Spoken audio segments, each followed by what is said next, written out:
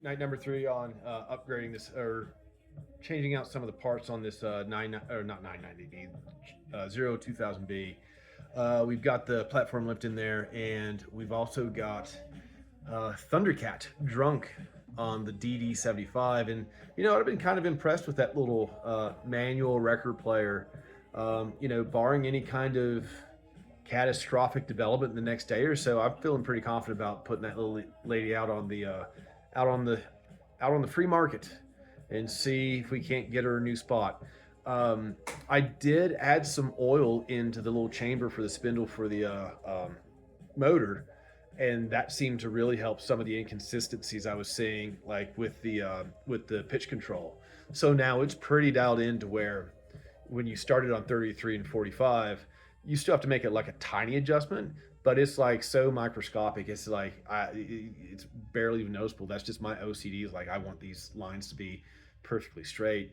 As far as making the adjustments on the motor, I think that's just kind of overkill at this point. I feel pretty confident like that's going to be set for a good minute. I would say the only thing I don't like about that is like it doesn't have the auto return on it.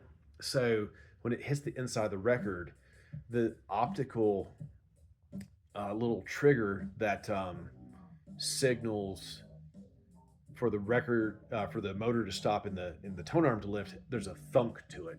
So that's one thing I don't like, but there's no way around it because that um, trigger signals a magnet that pulls this piece of metal that pulls this metal one way, and then it causes the tone arm to shoot up off the record. And there's no way to get around that thunk. So it is what it is. But we're going to get in on this other Garrard and hopefully get this girl back together tonight, so I can get her soldered and back up because this is my main player, and I would like to get her back up and running.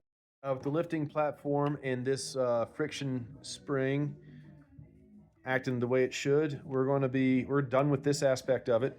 So we're going to flip it over and start getting these back into place. Um, and then when we get all these guys back in order, we're going to flip it back over, put this this bearings back over here, and put the tone arm back on and solder the leads back up. All right, so we basically got all the underside put together. Well, not basically, but we did. One last thing I need to do on this one is solder the leads up to the RCA jack.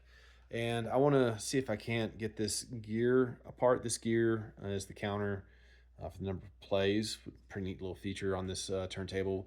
But take this apart, see if there's any way I can make this move just a little bit freer.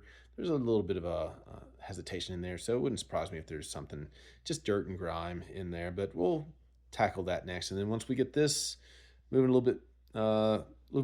bit better, put it back on the tone arm, then wire it, and then hook it up.